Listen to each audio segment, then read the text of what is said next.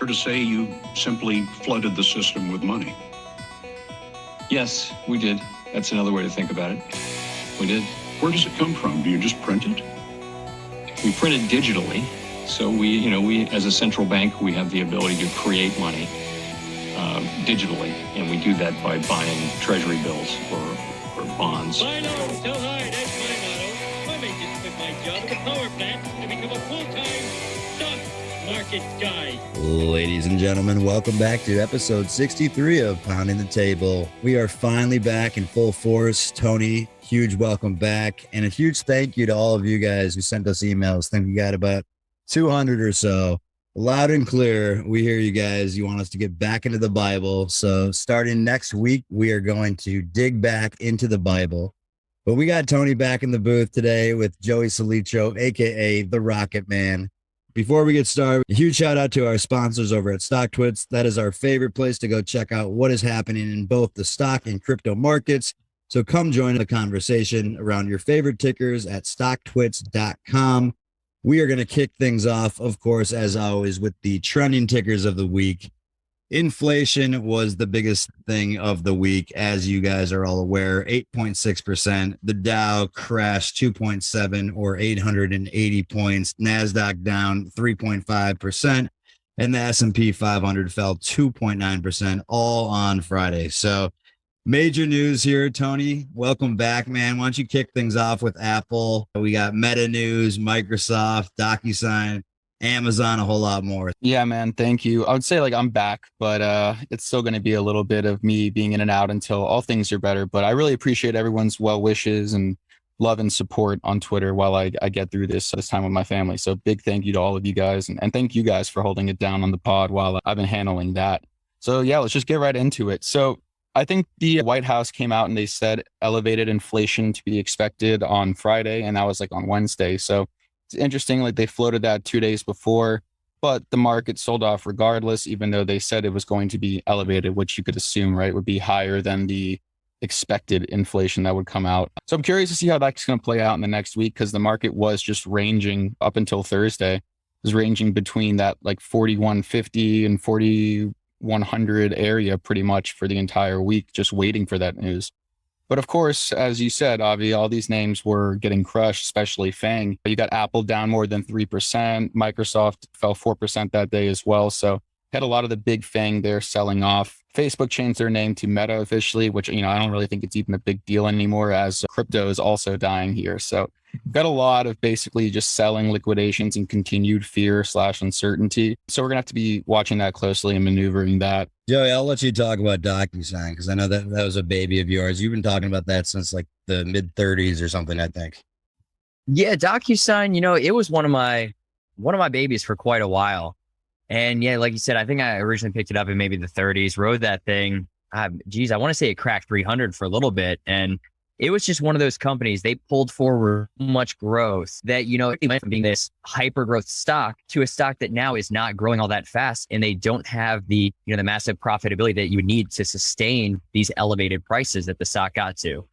So it got in this gray area. It's not a growth name anymore. It's not yet value.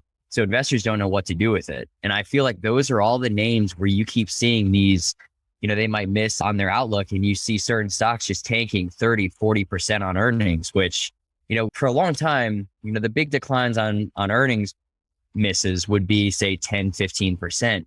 It's just insane what it's gotten to, but that just kind of shows where investors' heads are at with some of these names. And yeah, I think DocuSign, it's not one that has the huge earnings base like a Zoom that could sustain kind of where they're at right now. But I feel like this latest post-earnings sell-off kind of gave DocuSign that reset that it needed. And it's finally at a spot that I think is reasonable.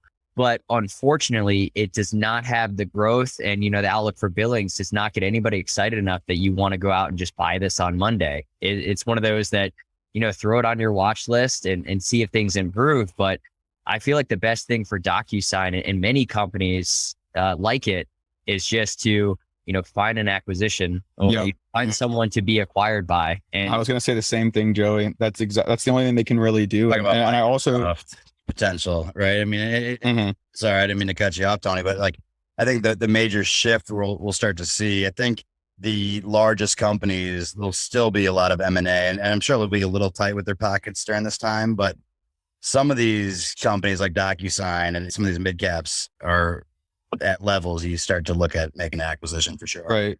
And I wanted to ask Joey just like what necessarily, what makes DocuSign, the moat kind of question, what can they do that Adobe, other companies don't already have or can do? See, this is why like I was never a huge fan of DocuSign. In fact, I was on a vacation when I was in college for spring break and was staying with the founder of DocuSign, or like went at a party at his house with a bunch of my friends because daughter went. I remember you telling me this story. Yeah. And he's like, you should buy DocuSign. Like it looks really good. It was like $50 a share, went to, 300-400, but I just could not, because I could not get behind the notion that what they're doing is so revolutionary, right? You're signing. And I feel like, yes, I use DocuSign all the time. However, what can they really do past that? And why can't everyone else just copy that same thing? Right. Well, and what you say is the exact reason that I almost I have this thing where I constantly go over my entire portfolio, reevaluate everything. It doesn't matter how long I've held it, if it's a core position, how much I love the company, no matter what, I am always reevaluating every company, not even like based on earnings. I do this almost weekly, and I've reduced my positions accordingly to be able to do this. And where I came to the realization, ended up selling DocuSign months ago, fortunately, was because of exactly what you said. My original reason for buying DocuSign was that, everything's going to shift to digital-based signature, no more signing contracts in person. Everybody hates buying a house because you're signing like 200 documents. And I think this last time I bought a house, my wife wasn't able to be with me. So I had to do like power of attorney and sign on behalf of her. So you see like all these processes that could be digitized and where someone like DocuSign could really dominate. Unfortunately, it became the same reason I never bought Zoom, is because there's so many different ways to do this. You've got Google Hangout, you got Microsoft Teams, and so many companies were offering. I could FaceTime someone for free whenever I want to, part of app. So it got to the point where I realized, yes, I love DocuSign and the product, but everything I was being sent, if I was getting hired somewhere, or if I was signing some sort of document for a subscription I was getting, it was always Adobe Sign. Mm-hmm. And I realized that there are so many players in this space where, yes, DocuSign is the leader and they've got more customers than everybody else.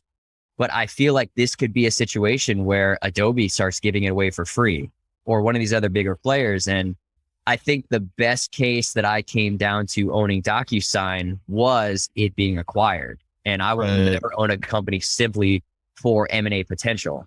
So, luckily I did not sell DocuSign in the 200s or 300s like one would hope for, but I still, I made a healthy profit, and I wasn't going to wait for it to try and shot back to where it was. The stock had changed. I walked away from it and luckily put it into a much better company that hasn't fallen as much.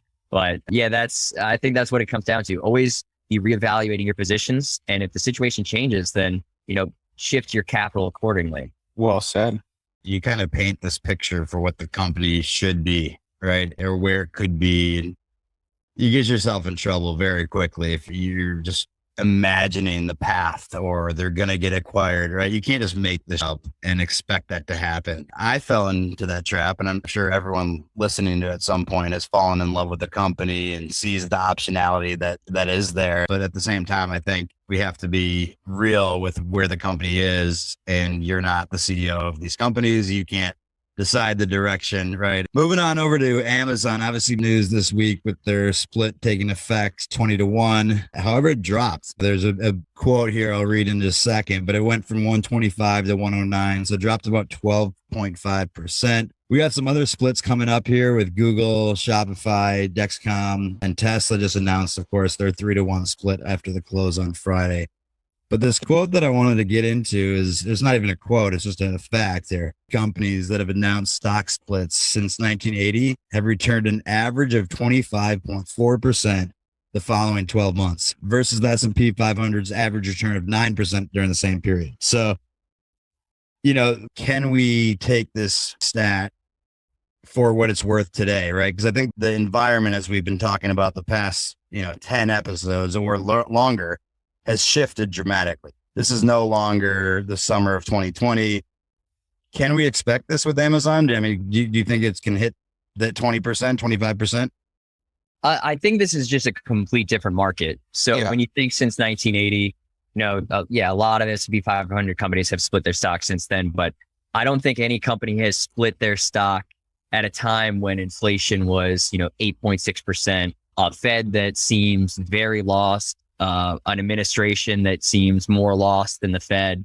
There's so many variables that are going against the market right now that I don't think they could do that unless there are some drastic changes and we see some like incredible shifts in consumer behavior. And I mean, it almost seems like every time I see a headline, it's about some private company that's doing a mass layoff. So I feel like, things out there are much worse than, the media might be showing us, where, yeah, inflation's bad, but now I see all these layoffs coming. And I mean, I filled up our minivan the other day. It was like $80. So it's just insane what's happening out there. And to go back to what we were saying about inflation, this surprise to the upside. I don't think any of us were really surprised because, I mean, if you go to the grocery store, you go to the gas pump, like everything is just I absolutely. realized gas is 50% higher. Is it not 100% higher? I mean, I feel like down here, at least like gas is $5. It was like $2.80. I live in New York. I don't think about gas prices, but I have a Tesla, so I don't drive either. So yeah, Joey, tell us about your $80 gas tank here. Well, yeah, I mean, so I just think people that are out there spending money know it's much more expensive to live than it was, during COVID. I think we all got spoiled with like the sub $2 gas and everything. And I'm strongly against this whole narrative that's out there, the Putin price hikes, the Putin gas tax, all this stuff. Like, yeah, one person that exports a lot of oil, it does cause some ripples in the market. I'll give them that. But, this is a much bigger problem. And, we're pointing the finger at oil companies that you have to look back at COVID when they were all getting absolutely crushed. They're losing money on everything because oil's plummeting because no one's driving around going anywhere because we're not allowed to. So during that time when they were getting crushed, everybody's like, oh, boo-hoo. You made money for years. Now it's your turn to lose. Now the situation's completely, and everybody's telling oil companies, oh, you should drill price down. They're like, where were you when we were losing money during COVID? Now you want us to do you a favor. It's like they were treated so badly. They're just, getting us back for a little bit. So, I mean, it's that give and take. I think, yeah, the administration could do more to help, these oil companies have some sort of motivation to want to drill more. But it just kind of shows, everybody hating everybody isn't going to solve any issues. That I feel like, we need someone in leadership to really do something and stop just pointing the finger, but take action to actually help people. I could not agree more, Joey. And like one thing I've posted on Twitter multiple times is like, why did we not just open the faucet in like February, right? Like we had our reserves stocked full by Trump when oil went to negative, whatever it went to negative 37. And so like that, people are like, oh, we don't want to use all of our reserves and deplete it and whatever. But good news flow like that can counteract the bad news flow, right? And like you said, what is it? Russia provides, I think it was like 6 to 8% of oil around the world. So it's not like a huge amount, really. However, it's the narrative. And then, right, everyone assumes that narrative is more real than it actually is. And then the entire world hikes up their oil and then games start being played because it's the perfect time to play games when there's an uncertainty and upset. And so we should have had that piece of good news from the US and maybe having the US work with OPEC and Mexico because we fronted the bill for Mexico last year or 2 years ago. So there's a lot of things that we could have done. And I think that they talked about doing that in the last week or two. And it's just like, where were you the last 4 months? Why is this just now? So you're right. It's not necessarily just because of Russia's direct impact, but it's what it creates. And like the fear of we can't even fix that 6 to 8%. Imagine if another country tries to do something like that. And lifeguards. There's been a huge shortage of lifeguards. I just saw on the news. Where did you get that piece of information? This is actually true. I mean, now that you say that, it actually They're saying a lot of the lifeguards come from Russia or Ukraine, and there was like a huge shortage. Obviously, that's not the big story here, but you can see the trickle down obviously across multiple industries. And yeah, I think it's 8 to 10%, I think, of the world. I was just looking it up but Europe is much, much higher too. And then everything just has some impact, Tony, touch on the Amazon split. And then of course you're itching over there to talk about Tesla's split as well. Yeah. that statistic of it being up 25.4% over the following 12 months, like I think number one, in general, people need to take those statistics in context, right? Like since 1980, first of all, we didn't have many stock splits leading up to like 87, 88 in that crazy inflation era. Most of the stock splits came later. And so first of all, like it's been pretty much a bull market minus the few times that have happened in like 2001 and 2008. So knowing that in context, like up 24.5% when there's more liquidity in a pretty decent liquid environment over that long time period. Yeah, I bet if you take in the factor of just like in 2000 to 2001 and in 2007 to 2008, 9, that number does not exist like that. And so if you put it into context, like right now in the market, no one gives a damn about a stock split unless you did it a long time ago, right? So if you look at something like the Trade Desk, so they did a stock split at the pico perfect time. And that was when we were saying on the podcast that everyone with a high share price should do a stock split now if they're one of those like high growth companies like Shopify and Mercado Libre. And so Shopify, for example, also is trying to do a stock split now too, at 10 to 1. And this stock's not even at 400, right? They were at 1800. That's when you do a 10 to 1, not now. Because what happens is when you get liquidated on such a big share price, you don't have the liquidity backstopping you on the way down. And so that's why the Trade Desk is still at $55 a share. It went all the way to 800. And yes, but regardless, what done 6 to 12 months ago, I think would have fared off much better, right? Like Amazon waited until it got to 2000 and then it split. Like I think that if it had split near 4,000, it would still be much higher today. So I wouldn't necessarily consider the stock split being a bullish thing for it or any other share now because it's too little too late. And so I think Tesla, for example, right now, they want to do a split as well, or they just announced that they're going to do a 3-for-1. And I don't necessarily think that's a bad idea for Tesla because if you really look at it, it's not that far off its highs. And how many splits have they done in the last few years?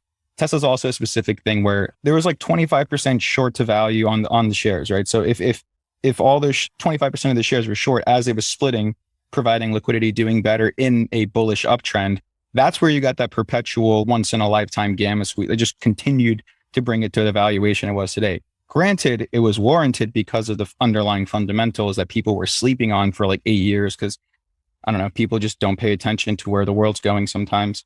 But I also think that that's, not going to have the same effect as it did last time. The only stock I could see it really having that effect for would be Tesla. So Amazon, Shop, Google splits, not as important to me as the Tesla split. Because if the Tesla split doesn't do anything for Tesla and Tesla's like the perfect poster child of a beneficiary for a stock split, then you can really clearly see that no one cares because even a split won't fix the liquidity problems in that stock or the general market. I mean, I completely agree. And what I would add on to all of this is I don't think that it's random that both Amazon and Google are splitting their stocks around the same time to bring their share price to about the same number. If you think this stock split just brought Amazon down to about like 120 a share, Google's going to do their split right around the same thing. Think of when Apple last did their stock split, brought their share price from, I think, like 500 to 125. Mm-hmm. And what that means, the Dow Jones Industrial Average is a price weighted index, which makes no sense. It should be market capitalized based like the S&P 500 and everything else. But I don't think it's random that these two companies are bringing their share prices exactly to where you need to be to enter the Dow Jones Industrial Average. Now, yeah, so I mean, you got both of these coming in. I think it's very easy to shake up the Dow, kick out Cisco and add in an Amazon, and you kick out Intel and add in Google. Like those are two names that completely get out of the dinosaur technology stocks, bring in the innovators that are the current pulse of the American economy and not only that, the worldwide economy. So I think that's why you really saw these stock splits around the same time, because it both will lead into this possible entrance into the Dow Jones Industrial Average later this year. So what does that mean though? What's the impact for that stock then once it comes into the Dow? Like what is there a trend once a company comes into the Dow? I guess like funds can start to own it more, I guess. Yeah, so it basically, it'll go into more of the funds that track the Dow Jones Industrial Average, and everybody like tracks the Dow. So I mean, it's basically more demand for the shares. Unfortunately, I believe there's a stat out there that actually says entering the Dow is not what it used to mean. It used to chalk up like, yeah, you made it. It's gonna, beef up your stock price in both the short and long term. But I think over the last like 20 years, it hasn't meant as much as it used to. But that's a stat I actually want to pull, and we'll talk about on a future podcast, maybe if this announcement becomes official. Awesome. That was a great ad, Joey. I completely forgot that is why they're doing it. They Exactly. they Both of want these to be, companies. yeah. I mean, now they own FANG is going to be the entire US economy, right? Like it's like 45% of the NASDAQ, 25%, probably more of the S&P now. And now it's going to be, I mean, Apple's what percent of the Dow? It's like, yeah, I could see they're going to Facebook now Meta because of like all the social issues around it. And, I guess regulators not being a huge fan of it. But yeah, when you talk about Amazon and Google, it's kind of a disservice to not have them in the Dow already. mhm. But I think it's more shifting towards technology as it is. So getting those two in there it makes too much sense. Well said. Joey, before you joined the podcast, Tony's been screaming, and pounding the table literally, I think since November. Just that shit is starting to hit the fan a little bit. Growth, the fun and games from 2020 summer is over, right? And everyone needs to start watching the Fed. And when I was walking down the street having a conversation with you the other day, you started dropping names like Home Depot, Target, I think, Walmart, and looking at some of these dividend stocks, which really does make sense looking at the macro environments. It's a huge shift away from everything we've talked about here on Pounding the Table with a lot of growth. And since the day of Joey Rockets, with you dropping those amazing gifts. So where's your head at with all of this right now? Yeah. So we've talked about, constantly question all of your positions and, how could you best position your capital for maximum upside over the long term? However, in an environment like this, you don't always want to just position your capital for maximum upside, but you also have to consider the downside. I know anytime me and you are talking stocks, one of the things you like that I do is I'll give you my bull case, but then I give you the buts. Mhm. I talk about, but if this happens, my thesis is out the window and I'm gone. Or if this happens, this is where I could go wrong. Mm-hmm. Now, when I'm talking about the best in class growth stocks, I like to stick to the absolute best in breed. There's no second fiddlers in my portfolio. Like you have to be the best at what you do to get into my portfolio in the first place. Then I'm going to constantly reevaluate from there. However, when I was looking this past week and even the week before, and I was thinking, if I deploy new capital in this market, where do I want exposure to? Mm-hmm. And I think, I'm almost entirely tech to where I was thinking, well, if I want to park cash somewhere, I'm not just going to force finding some tech company that I like. When I've got someone like, a Target or Home Depot, these world-class retailers that my wife, I think she might have a second home at Target. She's there damn near every day. That it's one of those, I know I'm going to get this consistent dividend income. It's got growth on its side. It's got exposure on the e-commerce side, the brick and mortar, because, the consumer wants both. So I'm just looking at these plays that it's almost like I could get steady growth out of this. They're well off their highs to where, if and when the market rebounds, you could see the significant capital appreciation in these. And yeah, you've got the earnings base to support it. So the names we were talking about, I remember it was like Target, Home Depot, and Starbucks.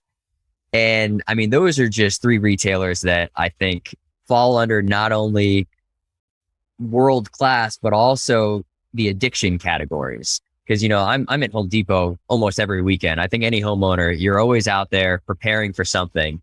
My wife gets everything at Target. She's at Starbucks. And my kids are even to the point where they're always wanting like cake pops and different things from Starbucks. So, just following those types of plays that you're not going to get burned by. You've got to have these companies that are very inexpensive on even a price earnings basis.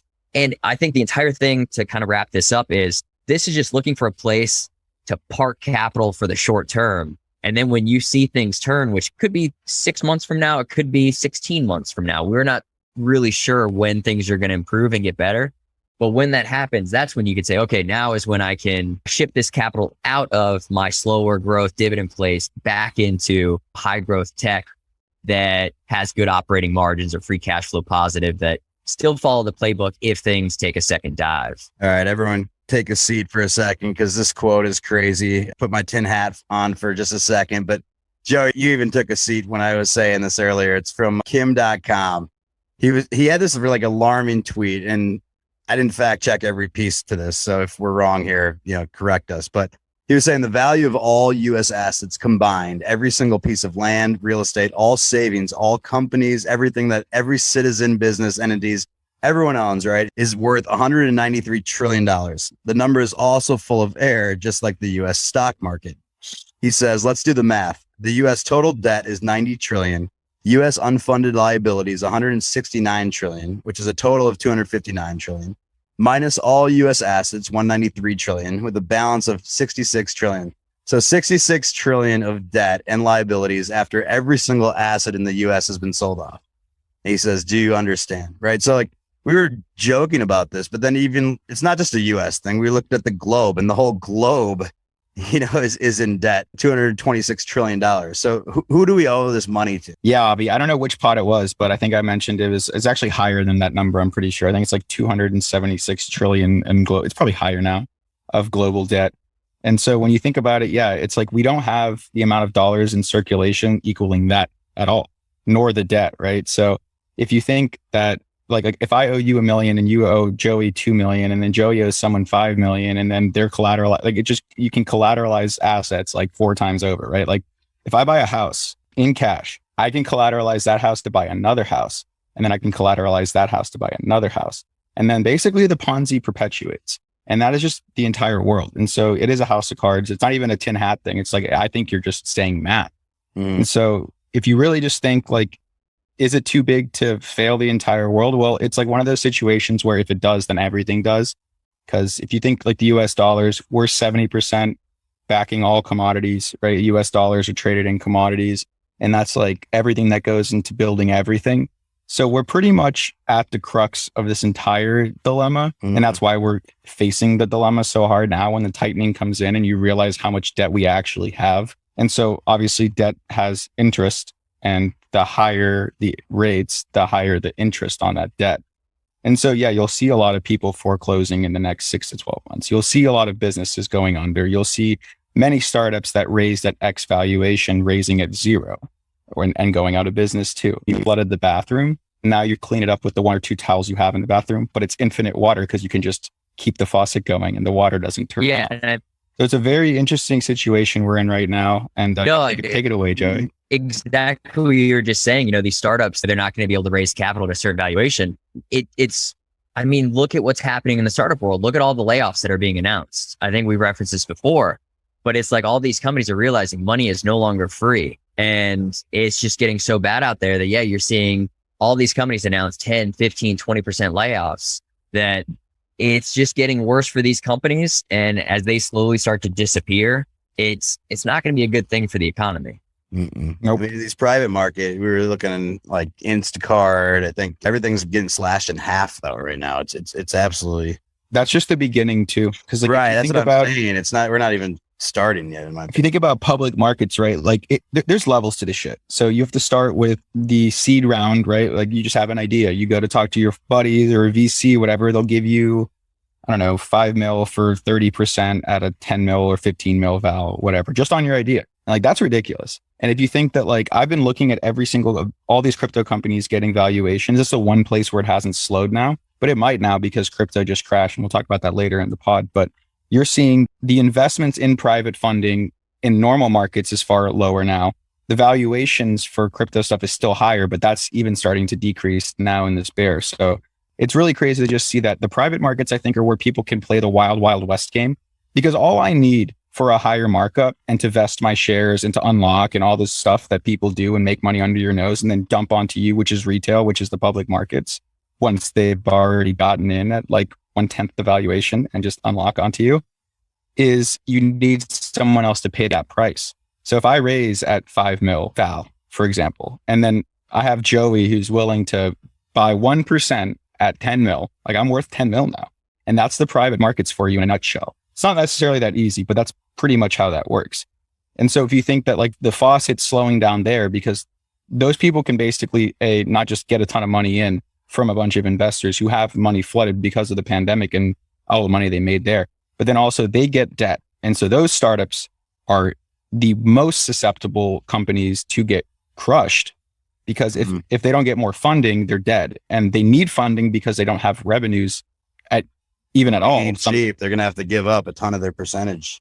Or they just go under, or they have to get acquired for pennies on the dollar of what they last raised. Like I was reading so many threads from VCs and talking to other like investors that do angel and other VC investors I know, and they're all just like, people are reneging on their deals that they have signed, like vesting, like they have signed deals to invest in these companies, and they're trying to adjust the terms, and it's just because the conditions are changing so fast and people can't get that ridiculous private market valuation. And I want you to also realize, like, the reason we're talking about this is because that ridiculous private market valuation, if you think of it like an exponential graph, right? Like that goes on to you at the point of past the point of like the initial inflection point. So that goes into the public market. They IPO at the pico perfect time where it looks like growth and everything is crushing. And then if you look at someone like Coinbase, or if you look at like any of the IPOs that came out last year, what did founders do? Besides Asana, who I don't know how the founder of Asana has the biggest balls in the world to buy a stock at $100 a share, but everyone else like Coinbase, Facebook, right? Yeah, Coinbase and all these other companies that IPO'd last year, the founders they got to vest and unlock right away, and then they sold a bunch at the peak, and then they buy it back at the lows, right? So it is exit liquidity, and liquidity is always a cycle, right? It's just, it goes from one asset class to another asset class, and then people collateralize whatever asset class they want. And it just keeps going in a little Ponzi circle. So you start taking out parts of the chain, and then the chain just breaks. And that's kind of what I think you're seeing all over right now in all markets. You're seeing a lot of VC money shift over. I'm still seeing a ton of money being, thrown into these projects right now. And so maybe it's a time to build, right? And it is a time to build, but I think typically that change. You can't build at Bitcoin 70,000, right? You kind of build now, and then once it's 70,000, then these companies are going to exist and hopefully be thriving. A lot of doom and gloom, but it's summertime. And I always talk about these beach stocks, right? Where I don't need to necessarily look at my screen all day, and I can just know that they're good. And so my mind's starting to shift a little bit to ETFs. And I know that's not sexy whatsoever, but IHI is one of my favorite ETFs. And when I'm thinking of ETFs, I think of, investing in a theme. That's really what you're doing, in my opinion. And so robotic surgery for me is one that we've talked about a number of times, that I just know in my head that is going to be something that's going to explode continuously over the next 5, 10, 20 years, in my opinion. Right. And so Joey, you brought up something interesting though. You're like, why would you invest in IHI when you can just take the best of IHI and throw away some of the crap, right? So I'd love to hear more what you were discussing there, because I thought it was pretty interesting. Yeah. So what I always like to tell people, if say you're building a brand new portfolio, you pick like the 10 industries that you think are going to be leading the market over the next 20 years. And one of them being these medical device companies that help in robotic surgery. So say you want to dedicate 10% of your portfolio to this, and you pick the IHI to do it. My thought would be, yeah, you could do that. That's a sound strategy. Or if you want to take that same 10%, divide it up into 4 separate 2.5% pieces, and pick your 4 favorite companies within that IHI ETF. So it's very easy to, find these ETFs. If you just go in and search, a cybersecurity ETF, medical device ETF, they'll all pop up. What I would recommend to do is go to the actual page of that ETF, and you can find the full prospectus, the breakdown, find the holdings. And it's usually you'll download it as an Excel sheet, or it could be right there, and look at like the top 15 holdings. And that's where you'll find some, pure plays on exactly what you're looking for. If you want to go with these robotic surgery companies, yeah, you could buy the IHI. Or you could pick your favorites, which could be an Intuitive Surgical, which is an absolute pure play with their Da Vinci. Or, like the devices like an Edwards Life Sciences, or, Dexcom, if you think diabetes with the CGM monitors will be the biggest growth spot within there. What were you saying about ResMed? You gotta say that story about ResMed. Yeah, ResMed, hilarious.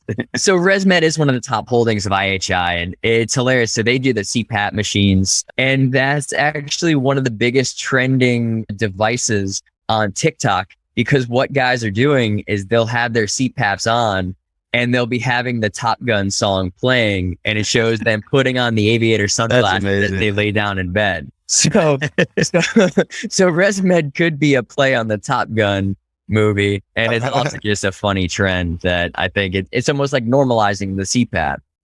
Yeah, I mean, I'm a big fan of ETFs. So like the way I think of it is exactly the way Joey's talking about it, like pick a theme and you as well. And what I really want to, I guess, focus on is that there's a lot of companies that are in something like IGV, right? Microsoft's a huge holding in that and a lot of the other big bangers. And so like, do I think that those are just like good necessarily long-term to hold if you believe in like those kind of companies? Yeah, sure. Like IGV, IHI, even like on the market, like I think for people who don't invest in crypto, BITO, that like Bitcoin tracking fund that is out now, there's a lot of different ways to play things. I wouldn't necessarily say like it's the best idea to condense your top picks in those different ETFs and sectors into an ETF right now, just because your return on the way up will be far lower. But like if you believe we're going to go lower, your return will be better, just because if we go lower, the ETF will shield you from moves, right? It's just less volatile than individual names on the most parts. All right, quick crypto update of Pounding the Table. And I want to give a quick shout out to StockTwits. They are finally launching their crypto exchange. I'm super excited because I'm hyped. I do not like having 50 different apps. So this will be one app that I can start understanding what's happening in the market, hearing the different conversations around my favorite ticker symbols. So I'm hyped. Now we can add crypto to the mix. So what's going on in the world of crypto, Tony? We've been crashing there as well. Yeah, I mean, crypto, ever since Luna had its whole fiasco debacle, you can see that there's been like a disparity between like Bitcoin and S&P 500 and the other cryptos following in suit with the general markets. And so that's definitely a huge factor to consider because they were tracking each other. In fact, crypto was leading for a while in the general markets. And so that's completely gone away. I think just $18 billion or so of liquidity just got zapped from the markets in crypto. And so that's a huge amount when you consider that like not a ton of money is always actively traded and such in there. A lot of people are just hodling and it allowed for crypto to finally move lower. So there's also two things that I'm looking here for crypto because ETH just broke the level that I was been saying this for months, like 1750 area. If it breaks that, like I would not be surprised to see 3 digits. And Bitcoin is holding up really well, but FANG held up really well until the beginning of this year, right? So it's the generals fall last, and there's really only one general, and that will be Bitcoin. And so I think that you're going to be able to see both of those get to respective lower lows for now in this cycle. But it doesn't mean that I like any different in my bullishness for Web3 and digital currency in general. But I would say until ETH is back over 1750 strongly and holding there, and until the macro conditions improve, like I would be surprised to not see these things go much lower. I mean, Solana, for example, right? Like I was talking about that $50, $60 a share or a coin. And, it went all the way to 200. And I was like, oh, this is a little egregious. And so I was out of there around then, moving to different coins and such. But there's certain reasons for coins holding themselves up, and there's certain reasons why they'll just die, right? It's all just based on users and the amount of money and transactional volume. You can basically do your own research by checking on something like Dune Analytics, and it'll tell you average exchange volume for like OpenSea or Magic Eden or whatever. And if you assume that like ETH and Solana or whatever, all these things are used for NFTs, that's one thing. Other chains are used for, gaming and DeFi and such. So think about all that. But I do think that in general, crypto's finally got that cascade look. And so what happens is, it breaks these huge levels, people start selling, people get liquidated because they're trying to buy the dip, and it continues, right? And so you could definitely see ETH to 3 digits or Bitcoin to, probably worst case, maybe 4 digits, who knows? But I do think that, everyone thinking that Bitcoin's super strong is not gonna be right in the next few weeks or months to come. Regardless of that, though, I would say that there will be huge opportunities in the next few months in crypto. But that inflation narrative coming off, coupled with the horrible market that the Fed's going, you've got crypto getting hit by the stuff that tech stocks are getting hit by, and then the stuff that's benefiting other stocks that aren't tech is coming away. So it's a double whammy to the downside. Doesn't change the fact that I'm still bullish on crypto in the long term. But once again, you have to wait for the Fed and wait for a proper entry versus just continuing to buy the dip. I know some people who just dollar cost average it. That's one way to do it, but always kind of consider what's coming up next because, things are changing every 2 minutes on the markets. Totally. And we'd love to say that it's all rainbows and butterflies, but we're going to give it to you raw and real each week in, week out. So we got 30 seconds to lead show here to wrap up the pod. So Joey, what are we looking forward to in the next week? Because we've been doom and gloom a little bit here, this pod. So is there any optimism coming up here? No, exactly what we've been saying the last couple of weeks, where this is a market where I want to say things are getting better, but it's the same as it's been for months now. We just kind of want to do nothing. If you want to sit on your hands, you want a dollar cost average, however you want to go about that strategy. But I think this is a wait and see market, and we should continue to wait and see what happens. And kind of what Tony was just saying with crypto and what I was saying before, I think this is a great week that I would say and leave everybody with this is reevaluate everything you own, whether it's, stocks, crypto, everything, and constantly reevaluate them to make sure you are best positioning your capital for the upside when the market does recover, but also that you're taking the appropriate risk to the downside as well. Love that, Joe. And I couldn't be more excited actually to revisit the Bible in the upcoming weeks. We're going to start next week, kicking things off and really digging in. We've heard it from a lot of our pounders. We also are feeling it the same way. And so I think this is a great time during some of these downswings where maybe nothing's happening in the market. Of course, we'll provide updates week in and week out, but I think it's time to really dig into some of these names again during this lull period. Could be more excited to have the team back, all three of us, the three-headed monster. So with that being said, folks, have a great weekend, and we'll be back next week for another episode of Pounding I'm making the big Table. moves. That's a big move. Big money, big moves. That's a big move. Yeah. They can play, don't talk about it. Master P, I'm about it. This one here for all that try to count me out and they still counting. Honestly, I never doubted. Say the top is never crowded. Well, I'm trying to climb the mountain till I need a few accountants. Stock is rising, perfect timing. I'm in Brickle with the try. Shawty sliding, she want sushi, she want eel sauce for the rice. I just peel off at the light, took her heels off for the ride. Don't say real talk, just a lie. I'm a real one, I provide, yeah. Drip on 100.